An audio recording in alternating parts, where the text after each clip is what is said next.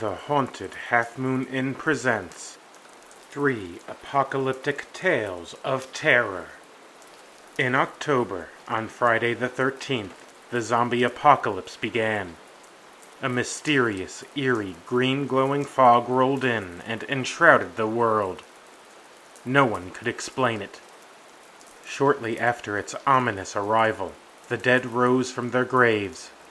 Hungry for human flesh, the undead horde prowled the earth. Like a biblical plague of locusts, they devoured their way through the world. In the second story, a large and extremely dangerous tornado is followed by supernatural forces that sweep through a small town. In the third story, a vast fleet of UFOs suddenly appear over the cities of the world. The horrifying alien invasion ends the world as we know it. Is everybody in? The night of frights is about to begin. End of Days. Zombie Apocalypse. Written and read by Tony Capobianco. In October, on Friday the 13th, the end of days began. The world as we knew it came to a grinding stop. The marvels of humanity's technological advancements couldn't stop it. Experts in biology, chemistry, physics, and medicine couldn't explain what was happening. Religious scholars and clergy couldn't save us. Neither the police nor the military were able to protect us. The structures of the world's organized religions and governments quickly crumbled when the Great Death arose. Trusted, seemingly permanent public institutions collapsed like tall buildings in an earthquake. The first remarkable event was the sudden onset of a mysterious green glowing fog. The eerie and unexplainable fog enshrouded the entire world. From continent to continent, and from ocean to oscillating ocean, the fog festered. Then, the dead rose from their graves and devoured the living. Like a plague of locusts, they swarmed. To be a survivor, you would have to chart your path yourself. Working as a supervisor in a movie theater, Jake Ashton started the nightly closing procedures. The last showtime for the evening had already started, and it was time to shut down. He took out his keys from his pocket and opened a cabinet in the concession stand to do a recount. The initial count that night produced a number of substantial shortages. The number of popcorn bags, soda cups, and candy didn't match the number of sales processed by the computer. The floor of the concession stand was splattered with popcorn butter topping and spilt popcorn. When it's busy, the stand could often look like a war zone. Sitting on the sticky and grimy floor of the concession stand, Jake turned to his fellow supervisor and said, "Is that weird green fog still out there?" Holding her clipboard, Jenna replied, "It was still lingering when I checked about a half hour ago." Tapping his keys, Jake responded, "The eerie fog rolled in when I took a smoke break as the sun was going down. I've never seen anything like it. What are they saying about it?" Shrugging her shoulders, Jenna replied, "I don't know. Work has been so busy tonight that I haven't really had time to check my phone. Since this place only would close for the end of the world, I figure that finding out what it is can wait till my shift ends. That being said, I've got a bad feeling. It's probably good that we were so busy tonight, because whenever I think about that glimmering green fog, I get the creeps." Jake pointed his pen at the cabinets and said, "I'll count the back stock of Station 2, and you can count Station 3. Jenna Gomez, his colleague, replied, "Okay, let's get this out of the way. As fun as this is, I want to get out of here on time tonight." Holding a box of candy in his hand, Jake said, 31 sour goobers. College sure has paid off. 4 years and tens of thousands of dollars later, has brought me to this moment. It was all worth it.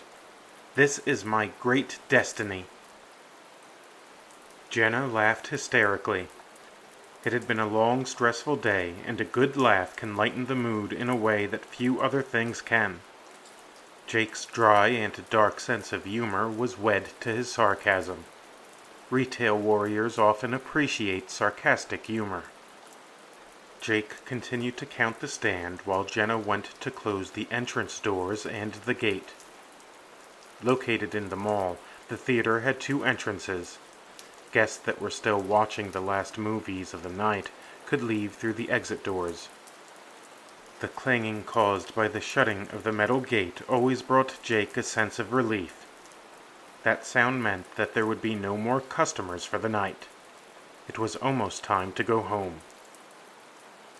A loud and deep moaning filled the lobby as someone shook the gate. The rattling of the gates was the kind of thing that shoppers sometimes do on Black Friday. Jake laughed and said, "All right. I know that it's Friday the 13th in October, and that the horror movie, Bitten, My Werewolf Transformation, is sold out, but could we tone it down a little?" Jenna screamed. Although Jenna typically had a flair for theatrics, this scream was different. It sounded like it was caused by genuine terror. Stopping his counting, Jake stood up so that he could see over the counter. Brushing his black hair from his eyes, he said, "That is so cool. You guys look like authentic zombies. You really went all in. You could have chosen to dress up as freshly turned zombies, but instead, you chose to look like you've been rotting in the grave for a decade." Staggering away from the gate, Jenna replied, Jake? I don't think that those are costumes. I was only a couple of feet away from them, and they not only look like they've been dead for a decade, but they smell like it too." The rotting corpse-like figures continued moaning and forcefully shaking the front gate. Talking and laughter was heard inside the theater. A movie had just gotten out. The noise of the exiting crowd of people grew, and was followed by the clicking sound of the exit doors being opened. As the moviegoers departed the theater, they walked into the main lobby of the mall and exited the building. The undead-looking figures ceased rattling the gate. The macabre figures turned and slowly walked towards the exiting crowd. One zombie-looking character lunged at a teenage boy and knocked him onto the floor. It pinned the young man down and bit his face.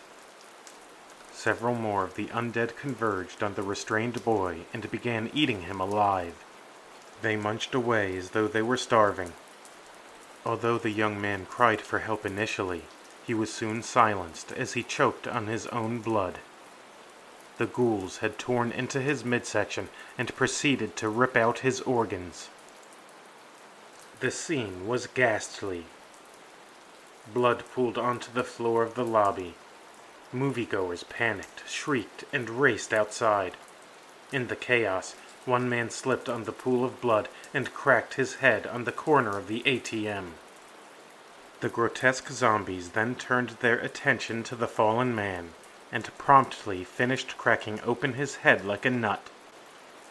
Once sufficiently split, they devoured his brain. The horrible screams from outside of the mall began to multiply. Patrons were being attacked on their way back to their cars. The flashing yellow lights from mall security's vehicle was seen through the windows. The vehicle had come to a stop. A scream was then followed by silence.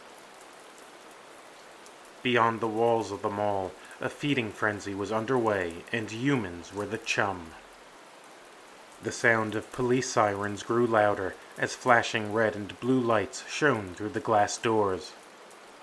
The loud pops of rapid gunfire soon followed. The shots continued for 5 minutes, and then, once again, there was dead silence. Adam, One of the managers walked towards the front door as he took his keys out. Jake took a step forward and said, "What do you think you're doing?"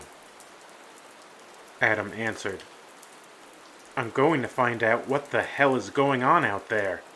We still have guests in 2 of our theaters." Jake replied, "You want to know what's going on out there? I'll tell you what's going on out there. It's the damned zombie apocalypse. If you go out there unarmed, you're not going to come back." Adam sneered and said, "Zombie apocalypse? You've got to be kidding me. It's probably kids high on bath salts or meth. It could be some weird death gang from Central America. When I open these doors, I'm sure that I'll find out that the police have already taken care of the unrest." Adam unlocked the door and walked outside. He didn't make it 5 steps before a group of decomposing, reanimated corpses swarmed on him and ate him. Not wasting any time, Jake, already with keys in hand, ran to the door and locked it. There was nothing that he or anybody else could do for Adam. The 12 remaining employees, along with the sole surviving manager, Carmine, trembled with fear. Numerous customers had been savagely attacked, killed, and eaten alive. Their head manager had just met the same fate. Making matters even worse, the police seemed to have been overrun as well. Pulling out a pack of cigarettes, Jake took a cigarette and put it to his lips. Roy, one of the supervisors, said, "Jake, bro, you can't smoke in here." Lighting his cigarette, Jake replied, "Right. Why don't you rat me out to mall security? Or better yet, maybe you could call the cops." "Oh, what's that?" "They're unable to come at this time because they've been eaten." Frowning, Roy put his head down and clammed up. Taking a puff from his cigarette, Jake said, "Go move the arcade machines in front of the glass doors. For tonight, at least, our best bet is to secure the theater and stay here." Some of the employees grumbled and muttered amongst themselves, but no one strongly objected or offered a better option. Carmine lit a cigarette and said, "Smoke 'em if you've got 'em. It's going to be a long night. I agree with Jake. If we can secure the theater, we'll be better off in here than out there. The second to last movie will be breaking in 20 minutes, and the last one ends 15 minutes after that. We need to calmly inform them of what's going on. If they walk out those exits, they'll be ripped to pieces. Nicole and Pedro, go to Theater 7 and tell them to wait there until I speak to them." Nicole questioned, "How do I keep them from leaving?" Carmine replied, "Inform them that I'll give them coupons for free drinks.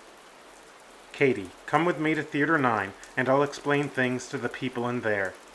Jake, Jenna, and the rest of you, go pick up whatever weapons you can and make sure that all of the exits are closed and locked shut. That includes the fire exits in each theater on both levels. Then come back here and meet up with me." Picking up a screwdriver and placing a hammer in his belt, Jake went into the main hallway of the theater. He walked halfway down the hall, entered the maintenance closet, and took out a large commercial broom. Jenna cocked her head to the left and said, "What are you going to do? Sweep one of those things to death?" Grinning, Jake replied, "Yes, that's exactly what I'll do."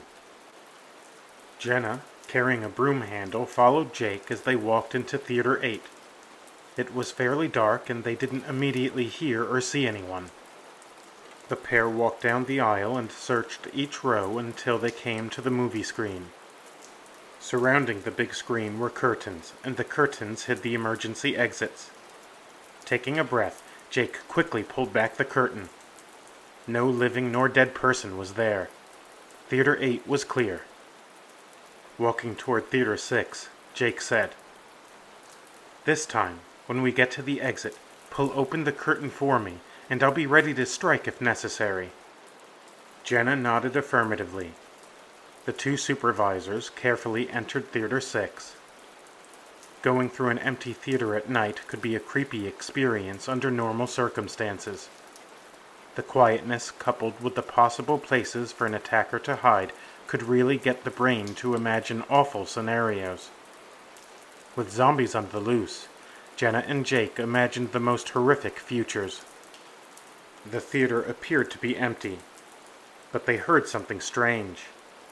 It sounded like rats were gnawing away at something. Jake thought that it seemed like there was a moisture to the sound.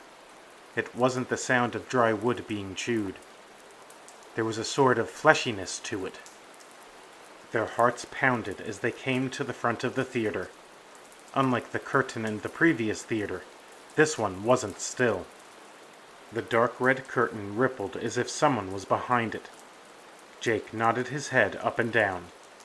Jenna then yanked the curtain back. Two hideous zombies were eating a woman. The woman's black sweater was ripped apart and covered in blood. One female zombie was eating her left leg, while the male zombie fed upon her brain. The rotten corpse had smashed the poor woman's head against the floor until her skull split open. With great speed, Jake drove the screwdriver into the female zombie's head. It immediately fell over. The male zombie stood up, but before it could take a step, Jenna hit it over the head with her broomstick. Unfazed, the undead monster moved toward Jenna. Her face turned the color of ash. As Jenna stepped backwards, Jake took the big broom and pushed the zombie against the exit door. He then shortened his grip on the broom, bringing him closer to the target. Once in range, he jammed the bloody screwdriver into the zombie's left eye socket. The zombie was so decomposed that it no longer had intact eyeballs. After a few twitches, the foul corpse fell to the floor. Rattled, Jake walked to a seat in the front row and sat down. Shaking, Jenna said, "This can't be happening. This can't be happening. This can't be happening." Covering his face with his hands, Jake said, "I wonder if we're going to get paid overtime for this." Jenna sat beside Jake and replied, "You must have had your brains eaten by one of those things if you think our corporate overlords would give us more money." Laughing, Jake quipped, "With the way those meatballs run this company, they might be safe from the zombies." Jenna looked at Jake and asked, "Why's that?"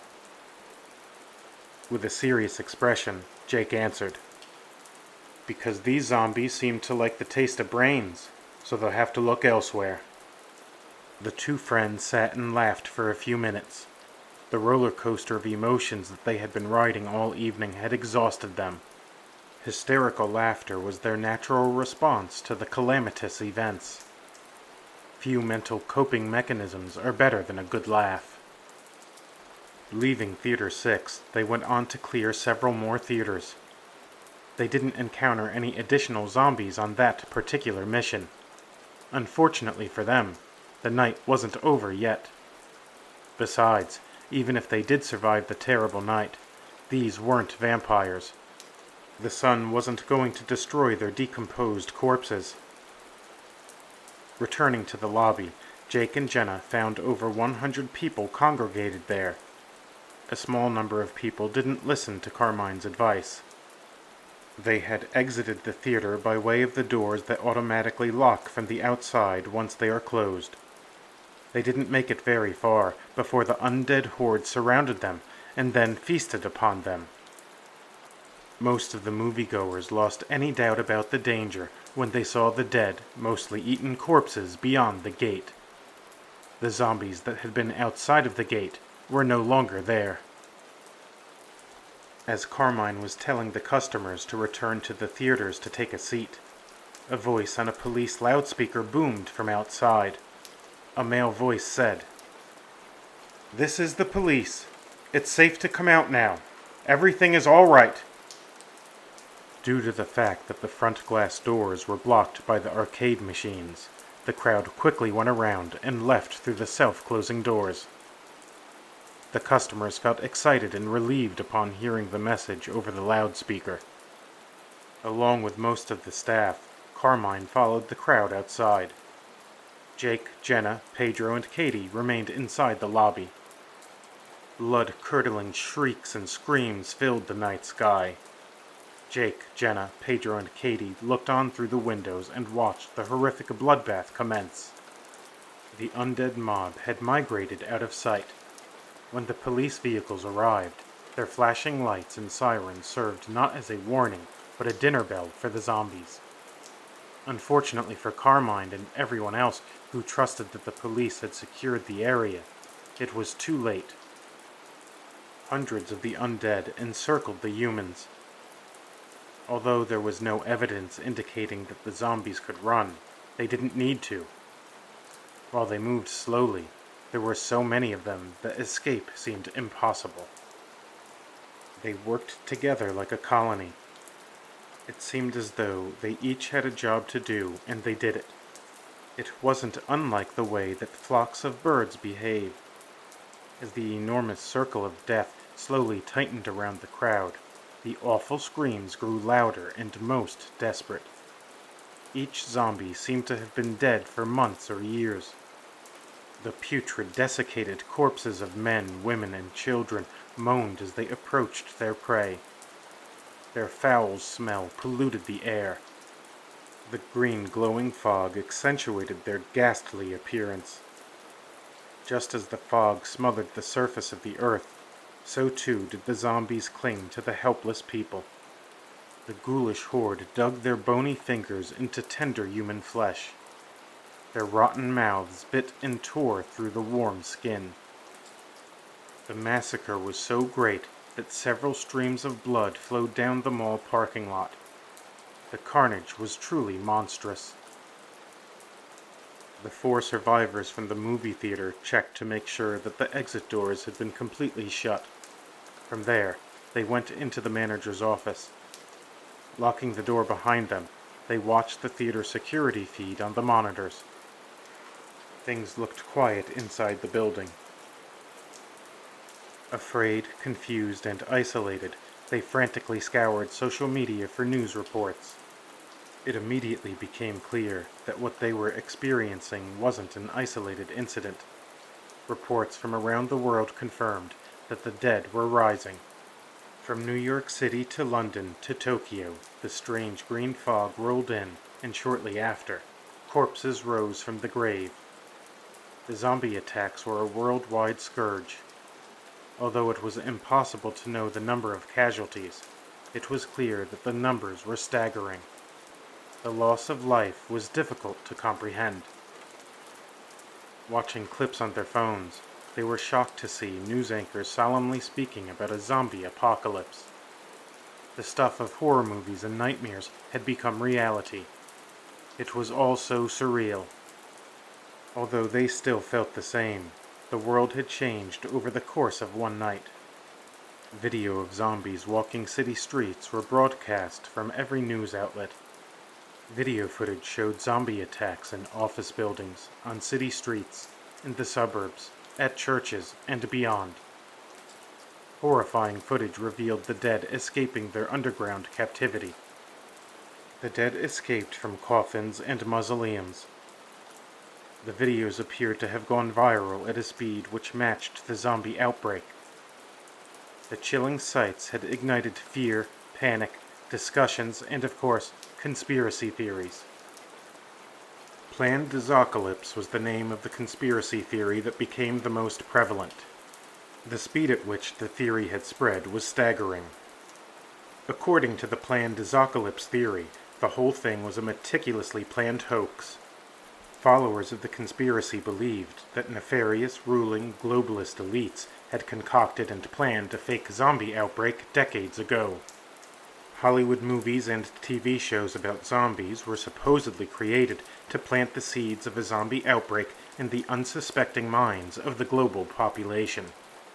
Believers asserted that the zombie shows, movies, and video games were primers. Priming was the word that they used to explain how the movie, music, and entertainment industry had gaslighted the entire population. Of course, the true believers excluded themselves from the ranks of the deceived. To their minds, the vast majority of the global population were ignorant sheep. They, themselves, on the contrary, had open eyes to see the truth about what was really happening. They were convinced that they were the enlightened ones, and that they were the heroic champions that fought against the satanic forces of darkness. Supporters of the planned Apocalypse asserted that the end goal was for the global elite to declare worldwide martial law and assume absolute power. Thus, the shadowy puppeteers would stage a so-called zombie apocalypse to create a tyrannical dystopia. Jake scowled and shook his head in disbelief as he watched a video of a conspiracy theorist live-streaming his attempt at revealing the truth to the world. The individual had used social media to gather a fairly large group of truth fighters in New York City. The man yelled at the NYPD as they fought to clear the streets that were infested with the undead. Spittle from the man's mouth sprayed onto the faces of police officers. The leader of the truth fighters went on to mock the zombies. He called them crisis actors and shameful communist scum. His face, red with rage, depicted the anger that churned deep inside of him. Along with several followers, he walked towards the mob of zombies with the intent of exposing the lies of the government. Coming within 5 yards of the hungry horde, the leader pointed at the zombies and said, "The time has come. The truth shall be revealed, and it will set us free. Expose these pathetic actors for the frauds that they truly are." 2 truth fighters, a man and a woman, lunged at a zombie. To their surprise, the zombie bit the man's arm and then clung to him. The mob of the undead surrounded him and piled on top of him. One reanimated corpse bit and tore the flesh off of the man's cheek. Within minutes, the man was eaten alive. The horrific scene was live-streamed for the whole world to see. The woman's face was white as a ghost as she stumbled backwards and fell to the ground. With her mouth opened wide, she picked herself back up and ran down the street. The undead were everywhere. With zombies to her left, to her right, in front of her, and behind her, she frantically looked for a place of refuge. The only option, and it didn't look to be a good one, was to flee to an abandoned building. Running as fast as she could, she rushed toward the abandoned building. The building wasn't free of zombies, but there were fewer zombies around it than there appeared to be in the immediate area. Seeing the dead body of a fallen officer, she stopped and grabbed his gun. With the handgun in one hand, she raced to the dilapidated building. Hideous zombies staggered around the property. Panicked, the woman ran around them and dodged and weaved her way into the building. Once inside, she heard the moans of the undead echoing through the empty halls. Hiding from behind a wall column, she waited to make her next move. A drone live-streaming what it saw continued to follow her. The woman ran down the hallway. As she turned sharply to her right, she fell down to the floor. It looked like she had sprained her ankle. Struggling to get back up on her feet, she hobbled down the hallway. Her grimacing face momentarily changed to a weak smile as she discovered the leader of the truth fighters. After a brief conversation, the truth fighter-in-chief helped his wounded disciple down some hallways and up the stairs to the top floor. The duo soon learned that the top floor of the abandoned building wasn't vacant. To their horror, and to the horror of the millions of viewers that watched along, zombies were prowling the floor that they had hoped to be a sanctuary. Seeing a wooden fence that was meant to keep people out, the 2 truth fighters made a break for it. Navigating their way over the boards that made up the fence, they entered an empty room. The outside wall had fallen apart long ago. The room had come to resemble a covered porch. Looking outside, the dark night sky hung over them like a deadly storm from above, and the terrible green fog lurked like a toxic cloud of death from below. A large group of zombies moaned while relentlessly trying to break through the wooden boards that separated them from their next meal. The look of complete hopeless desperation appeared on the faces of the truth fighters. They were trapped. Realizing that they had nowhere to run or hide, the conspiracy theory duo sat on the floor. With ravenous and relentless zombies to their backs, the truth fighter leader lit a cigarette. After inhaling deeply, he shared his cigarette with his female apostle. The smoke that they exhaled floated up and disappeared into nothingness. Soon, their lives would be blown away like smoke in the wind. The undead ravagers soon broke through the rickety wooden barrier.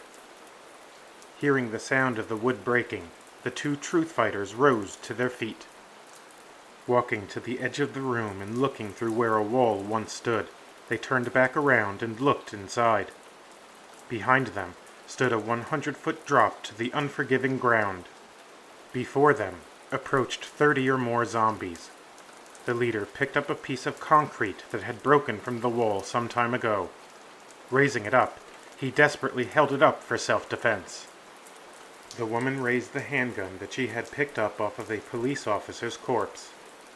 Aiming at the undead, she fired again and again. She had successfully killed several zombies, but it didn't make much of a difference. Within a minute, she had run out of bullets. As the zombies closed in on them, the woman looked at the zombies, then turned to look at the ground below. In that way, she looked back and forth a couple of times, until finally she leapt from the building.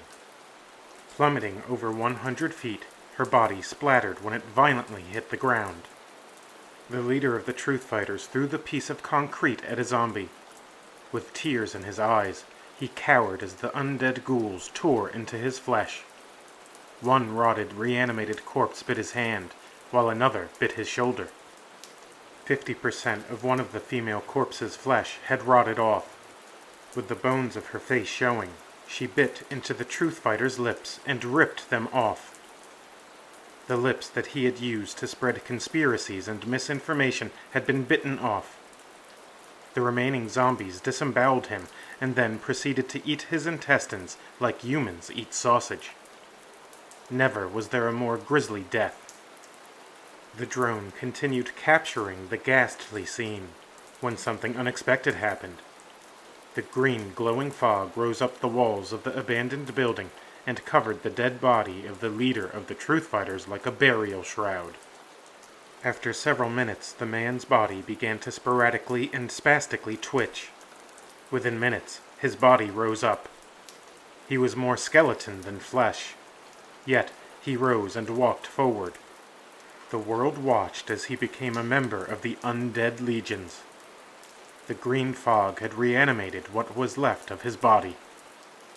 After Jake and his friends from the movie theater finished watching the live stream, they sat speechless for a time. Welp, it just goes to show. The truth will make you free, and untruth will make you undead, said Jake as he folded his arms across his chest and leaned back in a chair. Guys, what are we going to do? This zombie thing isn't just happening here in the Hudson Valley. It's not like the military and the CDC can just quarantine this place. Those things are everywhere. Where can we go? Asked Jenna. We could go to a safe zone. I read that the National Guard has set up secure shelters outside of major cities, Pedro suggested. Yeah, that sounds like a good idea. At least the soldiers will have guns to protect us, Katie added. Protect us? You mean like the fleet of police cars that came here and got eaten alive for their troubles? Their guns weren't enough. There are too damn many of those ugly bastards. Besides, I don't think it's a good idea to go anywhere near a city right now, said Jake. But maybe the military will be able to exterminate these things if they are given enough time, Jenna said as she stared at the security monitors. Time isn't something that's on our side, don't you see? Every time a person is killed and then exposed to that damn fog, they rise and join the ranks of the undead. The number of the zombie horde will grow exponentially. Imagine how quickly their numbers will grow as they sweep through New York City. They could gain millions of reanimated corpses in a few days, Jake explained as he lit a cigarette. But they're not unstoppable. You and Jenna killed a couple of them and you didn't even have guns. Imagine what the US military could do, said Pedro as he opened a bottle of water. I don't know. We were lucky. There's something else. That green fog seems to be significant. The dead didn't begin to rise from their earthly tombs until the glowing green fog appeared. The green mist is all over the world. Nothing about it, or any of this, is normal.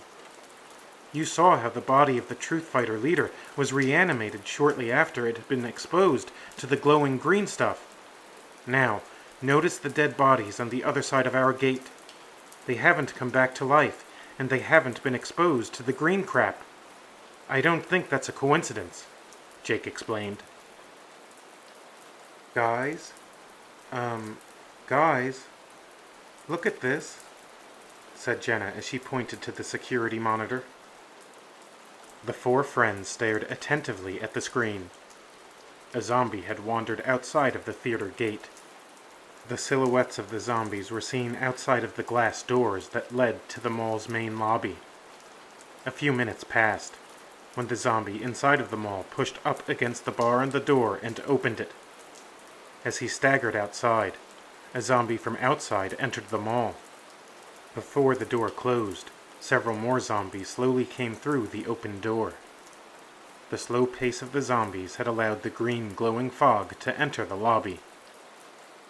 Jumping up from his chair, Jake opened the door and ran out of the manager's office. Jenna, Pedro, and Katie looked on in bewilderment. Watching the security monitors, they watched Jake dash to the maintenance closet. Further confusion set when they saw Jake emerge from the closet with a leaf blower and a bag. The leaf blower was used when theater rooms had been thoroughly trashed by sold-out crowds. Supervisors would turn it on and blow the trash left under seats to the front of the theater. Then, the theater floor staff would sweep the mountain of soda cups, popcorn bags, trays of nachos, and pretzels. Jenna, Katie, and Pedro watched with their mouths agape. As Jake ran back up to the theater lobby, the rest of the surviving crew emerged from the office. Jake, buddy, have you lost your mind? Pedro questioned with a look of concern. At least I have a mind to lose, Jake quipped as he opened the bag that he brought up from the maintenance closet. He began passing around screwdrivers and hammers. Wait, you're not thinking about opening the gate, are you? Katie asked as she raised her eyes. Of course not, Jake replied as he checked the fuel level of the leaf blower. Oh, thank God, Katie remarked in relief. We're going to go through the exit doors on the theater level, Jake added. Wait, you want to do what now? A perplexed Jenna questioned. You, me, and Pedro are going into the mall lobby while Katie stays here inside to make sure that we aren't locked out of the theater. I'm going to use the leaf blower to blow that green crap out of here. I don't want the fog to reanimate any of the dead bodies inside of the mall. While I'm doing that, you and Pedro are going to drive these screwdrivers into their undead heads. Then, once the lobby is clear, we make sure that the door is locked. We don't want any more of those undead butt faces in here. You dig? Jake said as he looked at Jenna. Before anyone could respond, Jake was already on his way. Jake exited through the theater door. Jenna and Pedro followed. Pedro gasped when he saw that the green fog was reanimating a body that had been mauled by zombies earlier that evening. Although it had little flesh remaining, and its brain had been eaten, it stood up and started staggering around. Including the freshly reanimated zombies, there were 4 zombies in total in the lobby. Pedro ran to one of the zombies and stabbed it in its head. The zombie dropped to the floor. Within moments, it stood right back up. Pedro's eyes doubled in size as his jaw dropped. He started to tremble. Damn it, Pedro. I told you not to attack until after I blew the green crap out of here. The supernatural fog will just keep bringing the corpses back unless I can get it away from the zombies, Jake angrily explained as he fired up the leaf blower. The motor of the powerful commercial blower hummed as Jake dispersed the fog. Now! Kill these dead bastards now! Jake yelled. Jenna and Pedro launched into action. Using her speed, Jenna ran circles around a female zombie. Attempting to turn and keep its eyes on Jenna, the zombie staggered, lost balance, and then fell down. Seizing the moment of opportunity, Jenna drove the screwdriver into its head.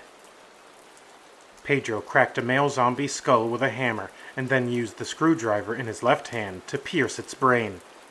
The zombie immediately collapsed. Jake rushed a female zombie and drove a screwdriver through her eye. Once again, the zombie dropped to the floor. Without missing a beat, Jake took a hammer from his left hand and put it in his right. Charging towards the last remaining zombie, the freshly reanimated zombie with no brain, Jake leapt into the air, spun around, and smashed the zombie's skull. The force of the blow was so great that skull fragments scattered across the floor. Wanting to make sure that the skull was completely destroyed, Jake continued to hammer it until nearly nothing remained. Returning back to the relative safety of the secured theater, the survivors went up to the projection booth to relax and decompress. The mall was the safest place for them at that time. With plenty of hot dogs, pizza, nachos, pretzels, popcorn, soda, and water, they wouldn't go hungry any time in the foreseeable future. Additionally, they could secure the rest of the mall and use whatever they needed. Restaurants and clothing stores provided them with an abundance of necessities and even comforts. They could even watch movies on the big screen whenever they pleased. Most importantly, Jake had discovered something crucial for the potential survival of the human race. The undead horde was an apocalyptic threat that could wipe humanity from the face of the earth. Although they seemed invincible, Jake had found a weakness. The young, aspiring horror writer that worked at a movie theater had been the first person to learn how to destroy the undead. If he could get the word out, people might have a chance to live another day. Nothing was certain, apart from the assurance that survivors would have daunting days ahead. Even before the green, glowing, supernatural fog arrived, a fog of misinformation had led many people into isolated echo chambers. The loss of trust, coupled with the spread of lies, had hurt society long before the zombies rose from the dead. The rise of the truth fighters illustrated how dangerous it can be to mistake lies for truth. The question that hung over the fate of the world like a dark cloud was a simple one. Would the military, the police, news organizations, and people around the world believe Jake's discovery? Would they ignore his information in favor of information that wasn't true but that they wished to be true? Or would they hear Jake out and objectively test his theory out? Would they use his knowledge, blow out the fog, and destroy the army of the undead? There remained a choice. Think critically and act accordingly, or become an undead zombie. The end of days had arrived. It was possible that the zombie apocalypse would eradicate humankind, but the final day had not come yet. As long as survivors existed, there would be hope for a tomorrow.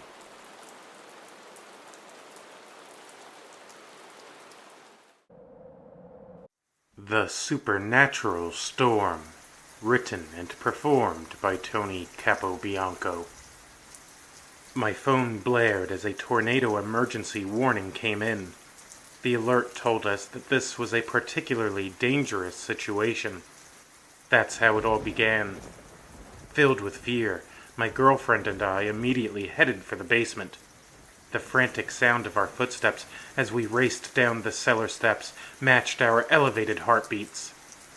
Once we were secure in the basement, we turned on our weather radio and heard the following message.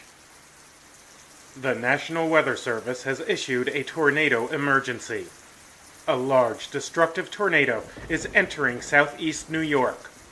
It will cross Interstate 84 between 7 and 7:15 p.m. This is an extremely dangerous and life-threatening situation. If you are in the path of this large and destructive tornado, take cover immediately. Catastrophic damage is expected. We soon learned that the powerful tornado had already destroyed another town. Terrified, Rachel and I hugged each other. Tornadoes were pretty rare in the Hudson Valley, and powerful EF3 and greater tornadoes were extremely rare. The odds don't offer any comfort when the bullet has already been fired from the chamber.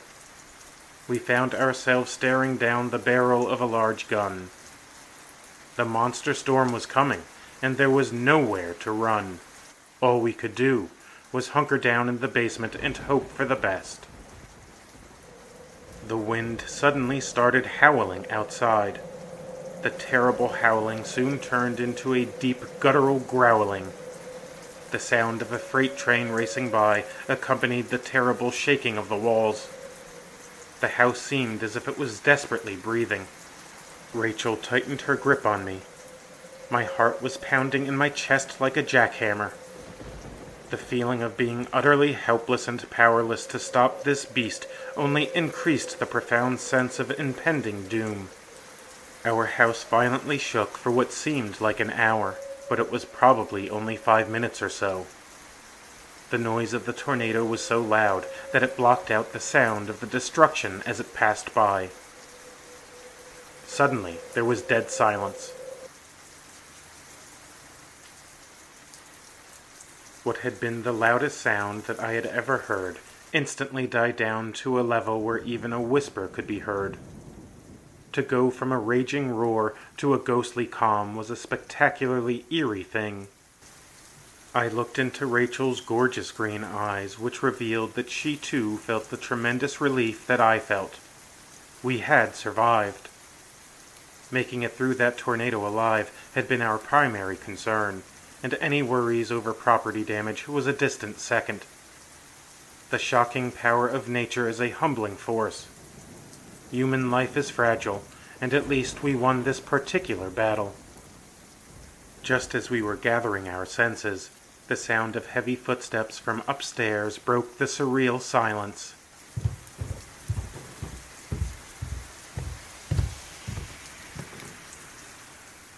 My first thought was that there must have been considerable damage to the house, and that the first responders were searching for people in need of help. Thinking that the person walking on the floor above us was a firefighter, I walked up the cellar stairs. Rachel followed me. As I opened the door, blood-curdling shrieks came from outside the house. Unease filled my belly like an alien parasite. Stepping into the hallway of the ground floor of our house, I breathed a sigh of relief. Although shards of glass from broken windows sprawled out across the floor, the structure of the house seemed to be intact. Inspecting the house further, I called out, "Hey, we're okay. Thanks for checking in on us." My heart plummeted into my stomach as if it was a heavy rock. The thing in my living room was grotesque. It stood 7 feet tall. Bluish-gray was the color of its scaly skin. Horns protruded from its large head. Its mouth was large with fierce teeth. The demonic-looking beast was dressed in battle array. Shocked and perplexed, I had no idea what in the hell that thing in my living room was, but it didn't look friendly. Rather than being part of search and rescue, it looked like it sought to search and destroy. The imposing creature locked its big glowing yellow eyes with mine. Goosebumps instantly sprouted up all over my body. Looking into its eyes, I saw a stone-cold hatred. Rage transformed the color of its face. Without hesitation, I spun around and grabbed Rachel by the arm and ran back into the basement. Slamming the door behind me, we descended the steps and searched for weapons. Rachel picked up a hammer and a baseball bat. I went to the far side of the basement and took a machete. There was a shotgun in my bedroom, but I didn't see how I could reach it with that thing in my house. Before I could consider how to go upstairs and to get my gun, the cellar door had been ripped off of its hinges. Rachel unlocked and opened the cellar door that led outside to our backyard. Rachel yelled at me, "This way, now!" I followed right behind her. The two of us ran to the pond in our backyard. Rachel whispered to me, "We have to get to the island. Hide your machete in the field and be as quiet as possible as you swim to the island." Then, Rachel quickly put her baseball bat in the field next to the pond and quietly entered the swamp-like water. I was right behind her. I slowly crawled into the murky water and doggy-paddled to the small island. Once we reached the island, which was only about 5 yards wide, we got onto our stomachs and rested. Given the horrific screams that cried out throughout the neighborhood, it wasn't safe to walk the streets. Although the sun hadn't yet set, the dark storm clouds made it look like dusk. The darkness, while ominous, did offer us cover for hiding. Breathing heavily, I put my hands on Rachel's back and asked, "How are you?" "Oh, you know, I'm having the time of my life. And you?" she answered. "Yeah, I've been better," I replied after a much-needed chuckle. That's one of the reasons that I love Rachel so much. Her sense of humor can lighten the mood, even in the most dreadful moments. "What was that thing?" asked Rachel. "Damned if I know," I answered as lightning lit up the sky. "Are we in hell? Like, did we die in that tornado and end up as demon food?" asked Rachel half-jokingly. "I don't believe in hell, but at this point, that makes as much sense as anything else. There definitely was a tornado. As we ran out of the basement, I got a quick glance at the houses across the street. Well, scratch that. I got a look at the houses that used to be across the street. It looked like they suffered total destruction. With that kind of extreme damage, I don't think we could drive out of here even if we could get to our car," I said. "I think we're safe here for now, but we have to come up with a plan," said Rachel as she looked at the house. "Judging from the screams of our neighbors, there's more than one of those things out there. I think that we have 3 options. Option A, we stay here and hide. We wait until help arrives. Option B, we follow the main roads out of town and fight anything that gets in our way. Option C, we enter stealth mode. We sneak our guns out of the house and then become as invisible as possible and move through the fields, forests, backyards, and back roads," I said as rain continued to fall. "Option C. Always choose option C, babe," responded Rachel as she brushed her long red hair from her eyes. After about an hour had passed, we swam off of the island and headed back towards the shore. We quietly snuck to the back of our house. I entered the house through the shattered glass sliding door. There wasn't any sign of the creature. I then tiptoed my way to our bedroom and retrieved a shotgun and 2 Glocks. After safely rejoining Rachel outside, we crouched down and crept through a field. We stopped and remained motionless on the muddy ground. In the street, about 50 yards to our right, we saw what looked like an army of black hooded figures carrying scythes. The silence was broken when Rachel sneezed. She managed to cover her mouth and muffled the sound. However, one of the hooded figures turned its head in our direction, took a few steps to its left, and stopped. A moment later, it began walking in our direction. My heart beat faster as my instinct screamed for me to run. It took all of my willpower to remain still. Running now would only alert the entire horde of black-robed figures. My heart nearly burst through my rib cage when the hooded figure got close enough for me to see what its hood concealed. Its face was a fleshless skull. This thing was a walking skeleton. The large scythe that it carried led me to suspect that it was a Grim Reaper. If it was a Grim Reaper, then that meant that an army of Grim Reapers were marching through our neighborhood. Rachel squeezed my hand as the Reaper came within 10 yards of us. Her grip was so strong that my hand turned white. The abundant confusion that I felt was only outweighed by the overwhelming fear. I didn't understand how this could be real. I desperately wanted it all to be a bad nightmare that I would soon wake up from. Unfortunately, I didn't wake up. Instead, the ghastly Reaper came another step closer. The sound of gunshots rang out through the air. Someone was shooting at the Reapers, but the bullets seemed to have no impact. The Reaper that was closest to us levitated off of the ground, turned around, and flew towards the man with the gun. It raised its scythe above its head and sliced the man in half. The Reaper then hovered back to its place in the marching formation and descended back to the ground. As the horrid army of Grim Reapers marched on, we saw that a 7-foot-tall demon rode a terrifying black horse. Part of the horse had no flesh, and fiery flames flickered from its eyes. The demon that rode the hellish horse was, in fact, the same one that attacked us in our house earlier in the evening. The thunder and lightning increased as the infernal legion passed by. As we remained hidden in the field, we were terrified by another unexpected sight. The flashes of lightning revealed that hideous spirits were flying through the sky. Their erratic pattern of flight resembled the way bats fly. It seemed as though hell had been unleashed on our town. A thick blanket of fear wrapped around me. Ice-cold chills ran down from my head to my toes.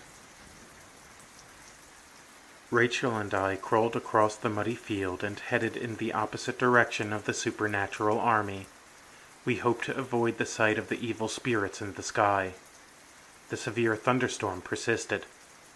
Under normal conditions, I have a healthy respect for lightning and head indoors when thunder roars, but these were anything but normal circumstances. I didn't understand what was happening. I only knew that we had to stay out of sight and get out of our town. As we crawled along, we saw that at least half of our town had been completely destroyed by the tornado. Where houses once stood, only the concrete slabs of their foundations remained. I hadn't understood why help from outside of town hadn't arrived. Then we reached the south end of town, and I discovered the answer. To our abject horror, we couldn't leave. There was a wall of green flames that blocked any escape. Once again my heart sank into the pit of my stomach. We were trapped. There was no way out. "Let's go west," Rachel said despondently. "Is your phone working yet?" I asked. "No, it still won't turn on," she replied. "Damn it! Mine's been out ever since the damn tornado ripped through here," I responded as I stared at my phone. We headed west in the hope that there might be a way out of here. The horrendous-looking phantoms continued to prowl the sky. The guns that we carried no longer gave us any sense of protection. As we crawled through the backyards, we saw numerous dead bodies. The poor souls that survived the catastrophic tornado had been sliced to shreds by the Grim Reapers. The carnage made me gag. The elderly, the children, and everyone in between had been slaughtered. No one had been spared. Death came for young and old alike. The tiny hope that flickered within me was soon snuffed out. We came to the western edge of town and saw that it too was blocked by the mysterious green flames. With our options dwindling, we decided to head to the sheriff's office. If the building was still standing, maybe we could at least use the radio there to call for help. The sheriff's department was in the northeast part of town. It was going to be a long walk, but we had to try something. If we gave up, then we would be little more than the walking dead. The thunderstorm continued to rage as we walked through the woods. After an hour of walking in the pouring rain, we noticed some lights flickering in a window. It came from St. Michael's Church. The small flickering flames from the candles reignited a spark of hope within me. Maybe we weren't all alone after all. Someone had to have lit the candles. We carefully walked up to the front door and tried to pull the door open. It was unlocked. When we went inside, we searched for any demons or reapers. The sound of chanting came from the back of the church. Rachel and I, with our guns raised, cautiously went in to investigate. A priest in his 50s was praying. "Excuse me, Father, are you okay?" I asked with my shotgun still raised. I wasn't taking any chances. "Jimmy Roma? Is that you?" asked the priest as he turned to look at me. "Yes, Father Caruli. I'm here with my girlfriend, Rachel," I responded. "Thank God you're all right. The storm has devastated so much." "Put that thing down. Why are you carrying that thing?" snapped Father Caruli. "Are you kidding? Have you been outside? Have you not seen that all hell has literally broken loose?" I questioned. "Those demons that are flying in the sky? Yeah, I saw them. I don't think that your guns will help you. Demons are pure spirits that don't have corporeal bodies. Scripture warns us about the demons of the air. Only prayer and fasting will drive them off," explained Father Caruli. "So say you. But haven't you seen the others?" I asked as my eyebrows raised. "Others? What others? What are you talking about?" Father Caruli asked. "Those things in the sky are the least of it. As far as I can tell, they are the intelligence officers of the supernatural army. We've encountered Grim Reapers, a zombie hell horse, a demon, and green flames that have encircled the whole damned town. The demon thing sure looks like it has solid flesh. I don't think prayers are going to do you any good," I responded. "Dear God, if what you say is true, things are much worse than I imagined. But there may be some good news. Are you familiar with the 3 days of darkness?" Father Caruli asked as he paced back and forth. "The 3 days of darkness. Yeah, I vaguely remember that it was some outlandish superstition passed off as a prophecy from heaven. You know, one of those doom and gloom chastisements sent from the loving God that is always offended and always ready to slaughter his children. Very merciful, as I recall," I answered as I twirled my index fingers. "Scoff, if you like, but that silly superstition, as you call it, is going to save your life, if you listen to me and stay here in this church," a satisfied Father Caruli responded. "Oh yeah? How's that? I'm sure your hocus-pocus and enchanted talismans will protect us," I snarked. "Mock all you want. You once told me that you didn't believe in the existence of hell, and now you see the denizens of hell with your own eyes. Yet, you still won't believe. Nevertheless, I will help you. While I won't use any hocus-pocus or a magic talisman, I will use the power of prayer and blessed items. It's not magic. It's faith in God. The 3 days of darkness foretells of a terrible chastisement, in which a supernatural pestilence will kill all who do not have a blessed beeswax candle. The blessed beeswax candle will be the only source of light that will work. Not only will the blessed candle provide light, but it will provide protection. Much like the ancient Jews were protected by the blood of the Lamb when they marked their doors in Egypt. That terrible day, death passed them over," Father Caruli explained confidently. "I see a couple of problems with your assessment. First, from what I remember, the 3 days of darkness said that anyone who went outside during the event would die. Well, Rachel and I have been outside for hours, and as you can see, we aren't dead." The second problem that you have is that the Passover never happened. The overwhelming consensus of scholars is that the Exodus, as recorded in the Bible, never happened. It wasn't a historical event. So, comparing your prophecy with a myth that never happened isn't nearly as compelling as you believe that it is, I explained calmly. Jimmy, you are too clever for your own good. The Lord works in mysterious ways. Our finite minds can't even begin to comprehend the infinite mind of the Creator. If you don't stay here to save yourself, then please stay here inside this church for the sake of your girlfriend. If you leave here, to where shall you go? Certain death awaits for you out there. This place is protected by the Lord.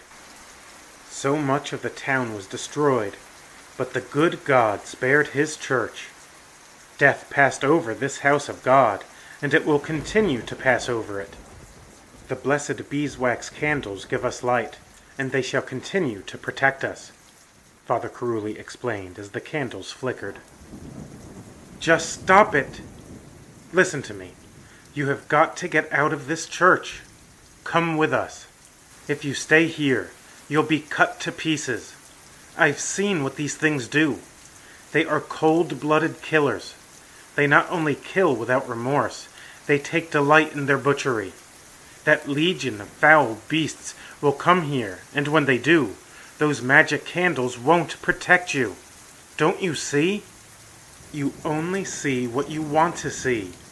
You aren't thinking objectively or rationally. You're allowing your bias to blind you as you walk right into a shredding machine. These supernatural beings are exterminating everything in this town, I explained as my frustration boiled over. You are mistaken. These things aren't supernatural. Only God can do supernatural things. The evil spirits that are out there are fallen angels, and as such, the proper word to describe them is preternatural. The priest replied almost robotically. Damn it! Your legalism and your hair-splitting of doctrine won't save you. It doesn't matter what you call these things. I don't know what they really are any more than you. The difference between us is that I admit that I don't know what I'm up against. Your delusions are giving you a mistaken sense of security. We can't fight them because we don't know enough about them. What we need to do is run and hide. That's how we survive. They can't kill us if they can't find us. Rachel and I aren't going to die tonight. Now, for the last time, come with us, I said with conviction. Rachel looked at the priest and said, There was a man who was on a volcanic island. The volcano was giving off signs of its imminent eruption. Government officials and volcanologists advised everyone to evacuate. The officials warned the people that anyone who remained would perish. The man lived on a remote part of the island, and he had no means of getting off of the island himself. So he prayed to God and asked him to save him. Brave police officers went to the man's house and told him to come with them to safety. They would transport him to safety on a ship. The man declined their help and refused to leave the island because he was waiting for God himself to save him. The man stayed, the volcano erupted, and he lost his life. When he went to heaven, he asked God why he didn't answer his prayer. God told him that he did answer his prayer. It was he that had sent the police officers to take him to the safety of the boat. Father Caruli calmly replied, This is my home. I shall fear no evil. The Lord's rod and staff protect me. He will protect me as he protected Moses from Pharaoh's army. So be it, I replied as I turned and walked away with Rachel. After leaving St. Michael's Church, we traveled through the woods while staying parallel to the road. Suddenly, the wind began to howl. Soon, the howl morphed into the sound of a convoy of tractor-trailers speeding down the highway. Unfortunately, Tractor-trailers weren't making that sound. It was the unmistakable sound of a tornado. Rachel and I looked over our shoulders, and although it was dark, we saw the terrible twister. A bright flash of lightning revealed a green funnel cloud. It was no ordinary tornado. Phantoms, grim reapers, and demons flew around it. It was the most terrifying sight that I had ever beheld. The supernatural twister was headed for the church. The next flash of lightning unveiled the complete destruction of St. Michael's Church. No one could have survived that kind of carnage. I had no doubt that Father Carulli had been killed. If Rachel and I hadn't left when we did, we wouldn't have survived. Sad, frustrated, and angry that Father Carulli refused to come with us, we did the only thing we could. We pushed forward. As we moved closer to the sheriff's department, we observed that the twister from hell had reversed its path. It was moving in the opposite direction. That kind of change in direction wasn't normal, but on a night like this, the unexpected and impossible became normal. As we reached the edge of the woods, we saw lights. This time the lights weren't coming from candles. They were coming from lampposts outside of the sheriff's office. A backup generator must have supplied the electricity. Seeing lights on was good news, but realizing that the tornado hadn't crossed through the police station was even better news. If the sheriff and any of his deputies were there, I wondered why they hadn't called for backup. Remaining low to the ground, we eagerly hurried to the front door of the station. We opened the door to find that Sheriff Moss and his deputies were busy stockpiling guns.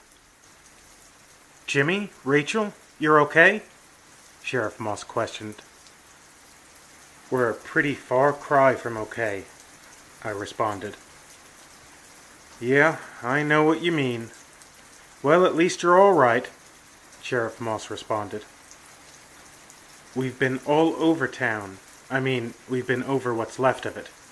Why haven't you been doing search and rescue? Why haven't you called for backup?" I replied as I folded my arms across my chest. "The storm knocked down trees all over the place. The damage is unlike anything I've ever seen. The roads are impassable. As for backup, yeah, we tried to call for help, but we couldn't reach anyone. We tried our cell phones, the landline, the internet, and our radios. For some inexplicable reason, we can't reach anyone. Not being able to get in touch with anyone to cut down the trees to clear the road, we've only just been able to clear a path to get out of the station. We haven't seen or heard from any place else yet." "How bad are the injuries? Are any of the injuries serious?" asked Sheriff Moss with a concerned expression. "An unearthly tornado leveled half of the town, and an army of supernatural beings killed almost everyone else. It's a literal nightmare out there," I somberly explained. "What now? An army of supernatural beings? Son, are you on drugs? If you're referring to those things that are flying in the sky, you had better get a grip. I saw the weird flying objects between lightning flashes, but I was too busy trying to clear a path out of here to give it much thought. Maybe they're Chinese drones or balloons. As a matter of fact, it might be that they could be the product of light being refracted in the water vapor of the clouds," replied the sheriff. "You haven't tried to hide yourself from them?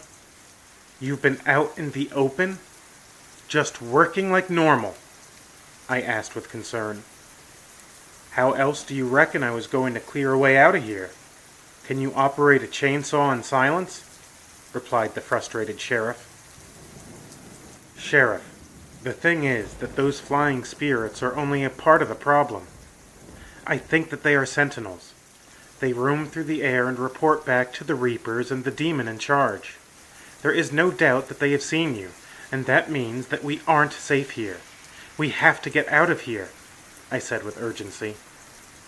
"Now, son, I don't know anything about Reapers or some demon, but I do know that we have a lot of weapons and ammunition here. If the Russian or Chinese army wants to take this land, then they'd be in for one hell of a fight. This station is probably the best built building in town, maybe even in the whole county. Seems to me that this is probably the safest place to be, Sheriff Moss replied. Terrible, inhuman shrieks came from outside. The unnatural sound permeated my bones and sent shockwaves through my blood. Sheriff Moss and his 3 deputies put their hands on their holstered guns. They went outside of the station to see the source of the sinister sounds. Rachel and I watched the events unfold from inside the station. The sheriff's face grew pale as he looked upon the ghastly legion of Grim Reapers. He appeared to say something to them.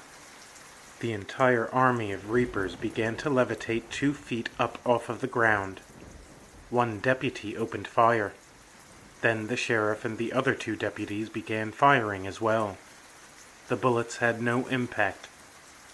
A bright flash of lightning lit up the sky like a nuclear bomb, and a tremendous boom of thunder shook the station like an earthquake.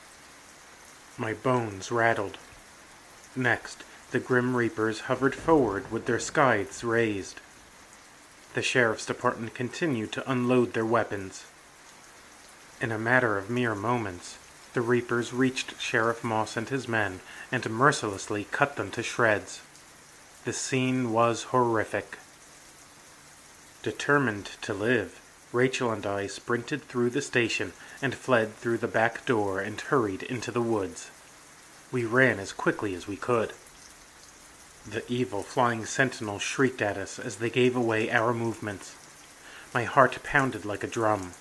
We stopped running. To our horror, the Grim Reapers were hovering all around us. There was no place left to hide. There was nowhere to run. Fighting these supernatural monsters had proven futile. Despair began to swallow me up like a black hole. The horrible sound of the freight train-like wind returned. Another flash of lightning revealed the approaching twister from hell. In defiance, Rachel began cursing at the Reapers. Looking upon my beautiful girlfriend and seeing her resilient spirit had a surprising influence on me. A tiny spark of hope reignited within my heart. The flickering hope soon turned into a raging inferno. Rachel ran towards a Reaper. She was determined to go out on her own terms. She wasn't going to go out without a fight. A determination like I had never known arose in me. As Rachel fought with a fantastic fury, I felt a warmth wash over. It felt like perfect peace and love had permeated every cell of my body. I felt as one with the universe. I continued to look at Rachel as I said, "We are not going to die today. God, the universe, whoever or whatever you are, I cry out to you. This is not the end."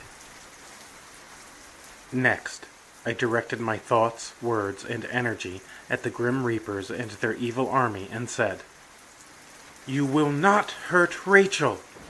You ugly bastards are not welcome here. Get out! Get out! Get out!" All of a sudden, the rain stopped, the tornado lifted, and the storm clouds disappeared. Simultaneously, the Grim Reapers and the flying demons faded away.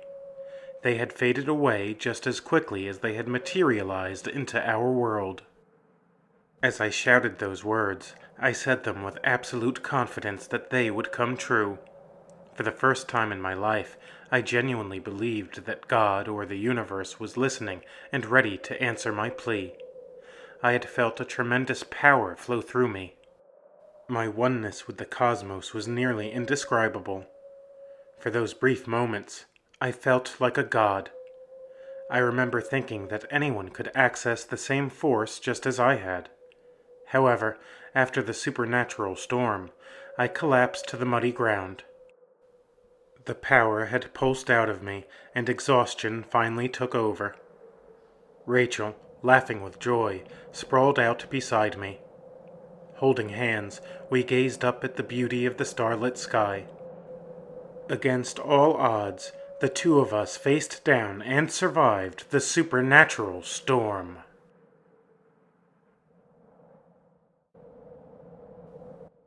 Alien Invasion, an Apocalypse. Written and performed by Tony Capobianco. Something was in the air. Widespread feelings of fear and foreboding manifested into irrational behavior and acts of violence. Paranoia, anger, and hysteria morphed into tangible social unrest. Wars, insurrections, violent protests, mass shootings, and serial killings had become an ordinary part of life. Society appeared to be unzipping all around the globe. Social order wasn't the only pillar of civilization in disarray. Nature itself had become disordered and inhospitable. Extremely violent and destructive natural disasters increased in both regularity and severity. Earthquakes, hurricanes, tsunamis, volcanic eruptions, severe thunderstorms, and tornadoes assaulted people throughout the world. Nature, it seemed, was angry and at war with us. The multi-pronged crisis fostered talk of the end of days. There were many theories on how the world would end. Some people believed that the end would come with the second coming of Jesus. Others thought that human extinction would be caused by climate change, nuclear war, a pandemic, or an asteroid impact. Very few people thought that the end would come by means of an alien assault, but that's exactly how it happened. Ultimately, it was a massive UFO invasion by an advanced extraterrestrial civilization that ushered in the apocalypse. After playing Frisbee, Lauren and I walked around the Horseshoe. The Horseshoe is a beautiful and historic part of our campus. During the American Civil War, its buildings were used as hospitals by both the Confederacy and by General Sherman. As such, General Sherman did not burn down the buildings on the Horseshoe. This South Carolina university was established in 1801. Gigantic old trees lush with leaves made the Horseshoe an idyllic garden within the state capital of Columbia. It's a place of immense beauty, and we fully took it all in. As Lauren and I looked up at the beautiful blue sky, we stopped in our tracks. Mouths agape, we saw a massive object in the sky. It was so immense that it cast a long shadow over the campus. Exponentially larger than any plane, an enormous craft hovered above us. Its triangular shape called to mind the head of a large poisonous snake. The immense enormity of the ship made it look like it could destroy an entire solar system. At the same time, this craft was more menacing than any spaceship from a movie. On the top of the strange craft stood the kind of bizarre appendage that was typically found upon the heads of some species of dinosaurs. The ship's appendage appeared as a three-pointed crown. The center point was taller than the points to its left and right. Lights from the ship's underside accentuated its massive size. Although a tremendous amount of energy must have been required to keep such a large and heavy object suspended in mid-air, there was no sound. The roar of engines was absent. The dead silence further amplified the eerie atmosphere. Feelings of wonder, shock, and fear swirled like a vortex within me. Next to us, a guy wearing a fraternity t-shirt said aloud, "I don't think that's a weather balloon." His fraternity brother replied, "No, bro. As a matter of fact, that isn't a weather balloon or a Chinese spy balloon. It's not Russian either." The crowd grew as bewildered students and professors stared at the supersized UFO hovering above campus. For several minutes, everyone was completely transfixed by the extraordinary event. In that brief period of time, No one looked at the screens of their smartphones. Perhaps it was only something like an alien visitation that could get people to stop staring at their phones for longer than a minute. However, it wasn't long until everyone frantically checked their phones for news updates. We all searched social media for answers, and compulsively refreshed our news feeds. The sight was surreal. The hundreds of us that were gathered there alternated between gawking up at the alien ship and looking down at our phones. I wouldn't have been surprised if someone had gotten whiplash from the frenzied process. Oohs and ahs echoed from the large crowd. Speaking into Lauren's ear, I said, "I think that we had better get out of here. If this crowd panics, it's going to get dangerous. Also, I don't have a good feeling about that thing in the sky." Lauren, pointing her lips to my ear, replied, "Steve, I think you're right. Let's go back to our dorm rooms and pack up some things and then head out of Columbia." Nodding my head in agreement, I said, "We'll meet back in the lobby of your dorm." We then quickly parted ways and walked from the Horseshoe to our dorm rooms. As rowdy as my dorm usually was, the rowdiness that day was unprecedented. I didn't waste any time. I quickly packed a few essentials along with some clothes, and left a brief note informing my roommate of my plans. After that, I hurried over to meet up with Lauren. Since my dorm was closer to the Horseshoe, I was able to pack up and arrive to her place before she was ready. After several minutes of waiting, Lauren emerged from the nervous crowd of young women in the lobby. With an anxious look, she grabbed my arm and directed me outside of the building. Once outside, she said, "Okay, where do you want to go?" Looking around and surveying the scene, I replied, "Someplace outside of the city. Maybe we could go to Lake Murray or something." Lauren thought about it for several moments and responded, "Maybe. Or we could head over to my parents' house in upstate Greenville County. Our house is close to Caesar's Head State Park. That would put us in the escarpment of the Blue Ridge Mountains. In addition, we'd only be several miles away from North Carolina." Nodding my head, I replied, "Yeah, that sounds like a good plan. As you know, my parents are living in Monterey, California, because my dad's stationed around there. Driving out there under these circumstances isn't a good idea. Going to upstate South Carolina seems like the wise thing to do. That would take us away from any urban panic. We had better move right now." Lauren nodded in agreement, and we got into her black SUV and hit the road. From the brief glimpse of events reported on social media, we already knew that the large UFOs were hovering over New York City. As we drove, the radio informed us that similar UFO sightings were happening all around the world. While Lauren drove, I plugged my phone into the accessory outlet and watched alarming videos of the massive ships in the skies above the White House, London, Paris, the Vatican, Mecca, the Temple Mount, Berlin, Tokyo, Beijing, Seoul, Brasilia, and Mexico City. These ships seemed to be flying above every major city.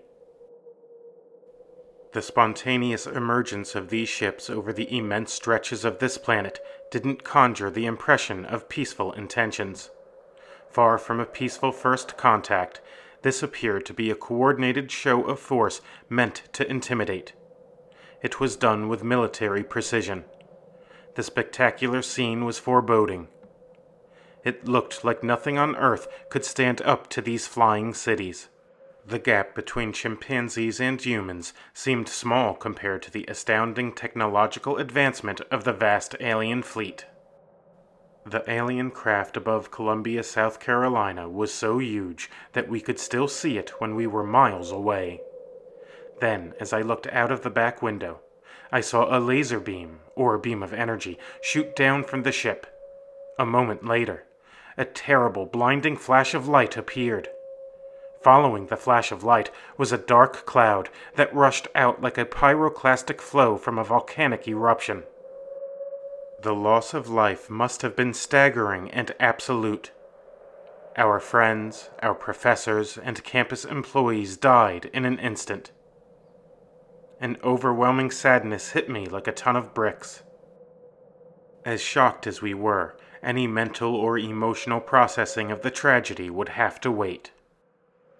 The pyroclastic flow, like a wall of destruction, was rapidly approaching us. The wall of death was gaining ground. "Floor this thing!" I yelled. Lauren pressed the pedal to the metal. Still, the dark cloud gained on us. My heart raced as adrenaline flowed through me like gasoline. After a brief but tense race, the cloud of death ceased expanding further. The beating of my heart slowed as I saw that the distance between us and the wall of debris was growing. Thankfully, we had survived the first great threat. In silence, we drove the rest of the way to Lauren's house. When we arrived at Lauren's house, we watched TV and learned that numerous cities had been totally destroyed. What we didn't understand was, why hadn't all of the alien spaceships destroyed the cities beneath them? It was clearly a coordinated attack, and yet most of the ships hadn't yet fired their weapons. So far as we could tell, the attacks only targeted capital cities. State capitals weren't the only cities that were reduced to ash. Washington, D.C. had been annihilated. The White House had been wiped from the face of the earth. We soon learned that the President of the United States hadn't been killed. They had moved him to a secure, undisclosed location prior to the attack. No doubt military advisors had picked up on the military-like formation of the fleet. Small as it was, the security of the U.S. President provided some hope and reassurance. Although we were grateful for the fact that New York City, Chicago, Detroit, Pittsburgh, and Los Angeles hadn't been leveled, we were unsure as to why they had been spared. The uncertainty and lack of having the answer only added to our anxiousness. On that dreadful first day of the alien invasion, we didn't know much. Questions swirled like tornadoes in our minds. Despair and doubt weighed us down. Beyond worrying about the future, we weren't even sure that we would have a future. The faith of many had been shaken to the core. Sitting on his couch, Lauren's father, Henry McKissick, said, "Thank the good Lord that you kids are okay. I don't know what those things are or where they came from, nor do I know what they want. Apart from the curious fact that they have only focused on destroying capital cities, there is something else that seems odd. Even though the attack was carried out with military precision, they chose not to attack military bases. I'd think that preemptively taking out your opponent's ability to wage war would be one of the first operational objectives." To the part about thanking the good Lord that we were okay, I bit my tongue. Knowing that Mr. and Mrs. McKissick were deeply religious, I knew that this wasn't the time to shake that particular tree. Silently, though, I thought that it was preposterous to thank God for our safety on a day that millions of people died horrific deaths. Where was he? Why would he, an all-powerful God, permit an alien force to butcher his children? Sitting on a love seat, I looked at Mr. McKissick and replied, "I am thankful that we survived, and I'm grateful for your hospitality. I'm not sure what to make of things. 3 things seem certain. These aliens aren't from our world. They've been here before, scouting the planet. Their technology is centuries ahead of ours." Mr. McKissick took a sip from his sweet tea and asked, "Why do you think that they've been here before?" "Well, they clearly knew where our capitals of governments were and then wiped them out. Even now, as we speak, they have spaceships hovering above religious sites that are essential to the dominant faiths, I answered. Oh, right. Good point. What do they want? Why didn't they strike military bases? If they want to be the cause of our extinction, why haven't they killed us all already? Mr. McKissick questioned. I don't know what they want, but it isn't peace. Maybe they need us for something. If they wanted to exterminate all of us, they could have easily done so already. With their technology, I wouldn't be surprised if they could send a planet-killing asteroid our way, or maybe even create a black hole to rip us into oblivion. As to why they haven't attacked our military, I can't be sure, but perhaps it's because our weapons are so primitive that they pose no threat to them or their objectives. That's a terrifying thought. Maybe they want that to be a terrifying thought. It could be a form of psychological warfare, I answered as my eyes remained glued to the news coverage on TV. Well, they've certainly sent a message, Lauren replied as she sat next to her dad. The conversation came to a pause when the news showed images of American fighter jets approaching one of the large alien crafts. The images were extraordinary. Reporters said that the United States Air Force had scrambled its most advanced aircraft to neutralize the threat. F-22 Raptors, F-35 Lightnings, and F-16s fired a barrage of missiles at the alien ship. The missiles detonated without having any discernible impact. The fighter jets had fired bullets followed by unleashing another wave of missiles.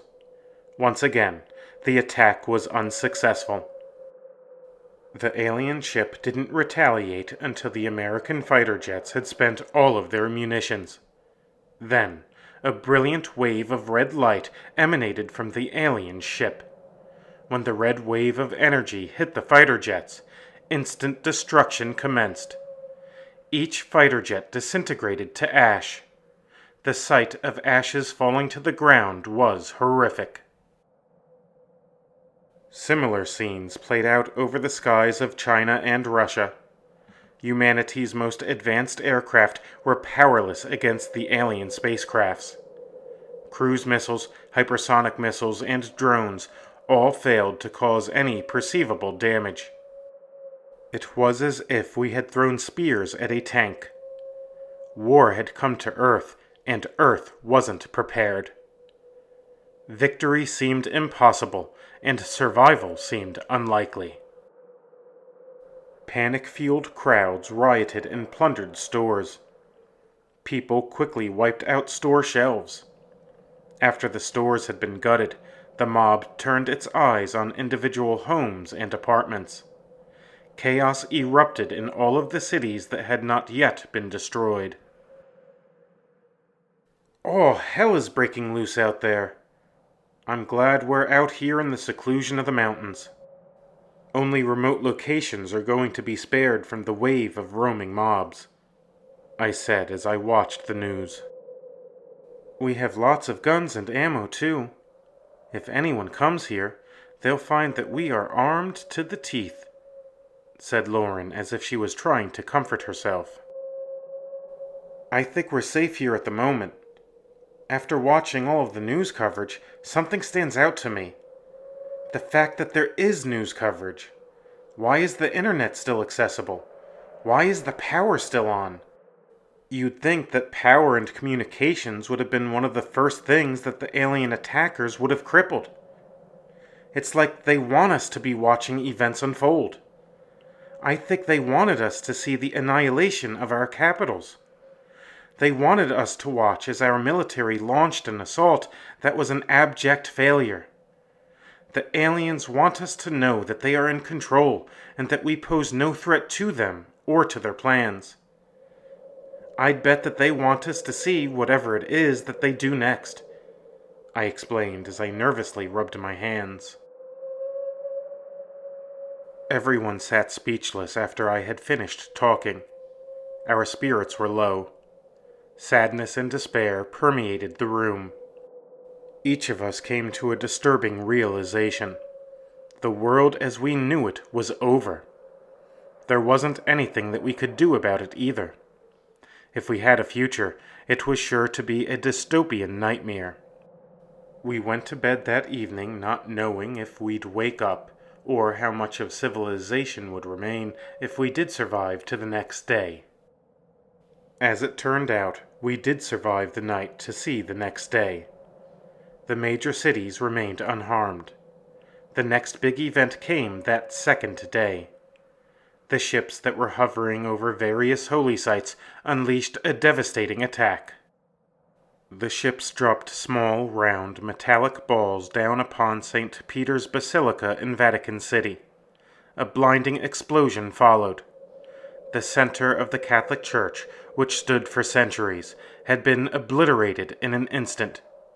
The same horrendous scene played out at churches, mosques, synagogues, temples, and shrines around the world. Hindu, Buddhist, Jewish, Muslim, Catholic, or Protestant, it didn't matter. The holy places and spaces of all world religions were targeted and annihilated. Other chilling videos had emerged. The major cities of the world had been boxed in by mega-walls. New York City, Los Angeles, Shanghai, Wuhan, Birmingham, Hamburg, and other famous cities were imprisoned. Footage revealed walls that seemed to build themselves. Within a few minutes, the construction had been completed. The people inside were trapped. The next phase of horror began shortly after the self-constructing walls had been erected. Smaller alien crafts transported hordes of terrifying aliens into cities around the world. The aliens were grayish-black in color. A strange crown-like appendage extended up from the back of their large heads. The appendage on their heads seemed to have been the inspiration for the appendage on the top of the massive mothership that I had seen on campus. Their eyes seemed to glow green. They walked upright. Like us, they had 2 arms and 2 legs. Unlike us, they possessed lengthy tails and razor-sharp claws. Overall, the appearance of these creatures was ghastly. These fierce aliens reminded me of a mashup of a dinosaur, spider, octopus, and demon. The incredible speed, agility, and strength possessed by these creatures exponentially added to the fear instilled by their appearance. The alien creatures pounced on people and started to eat them alive. The scenes were grotesque. After the alien soldiers' appetites had been satiated, they began rounding people up like cattle.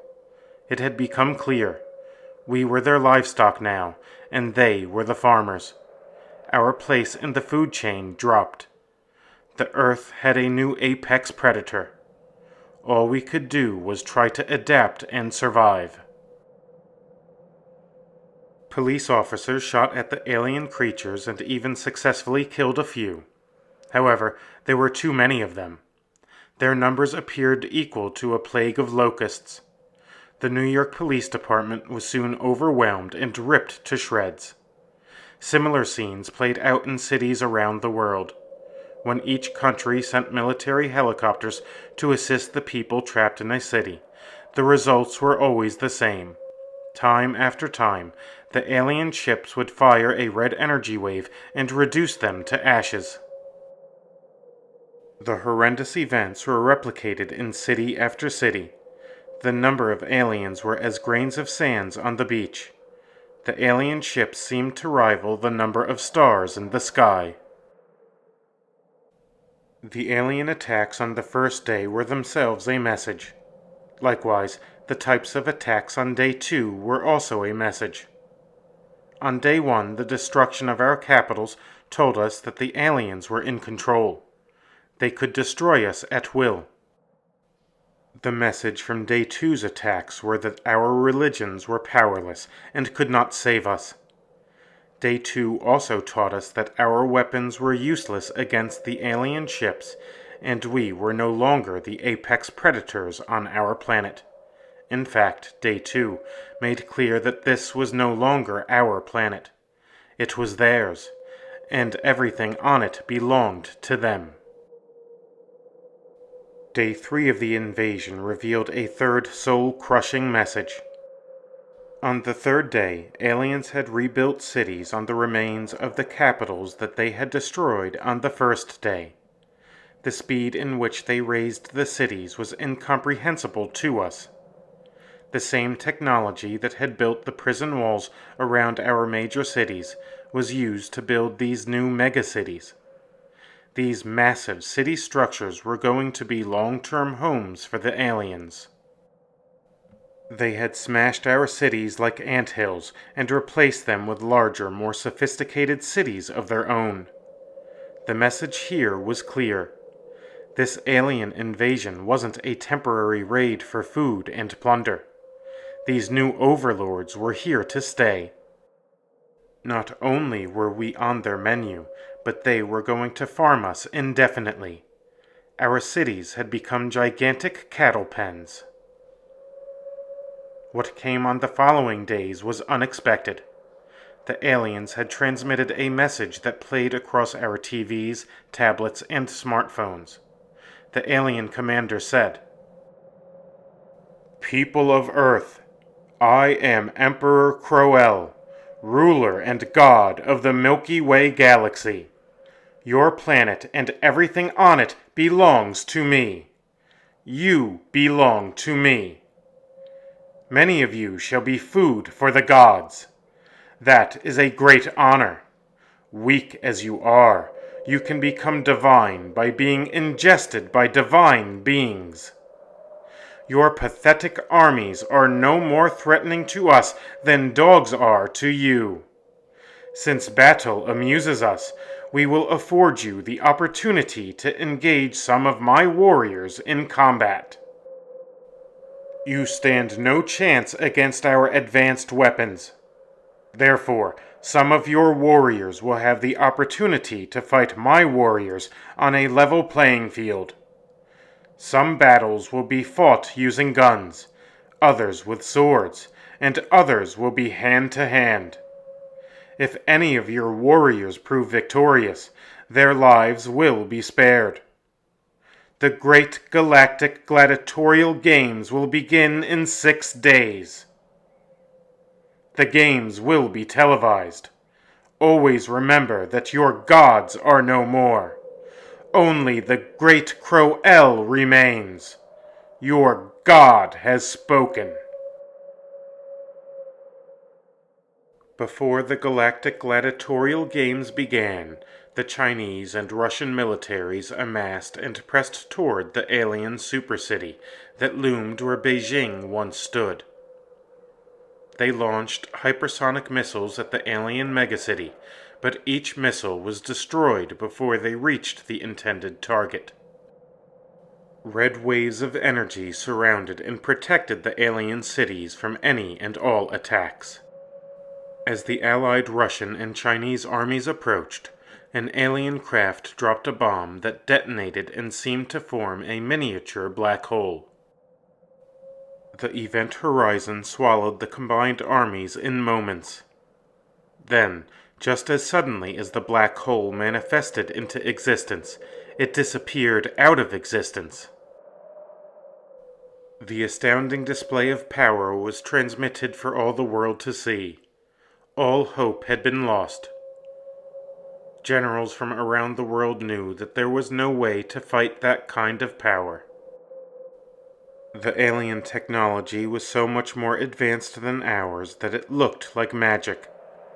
Even our popular science fiction movies had failed to envision the kind of enemy that we were facing.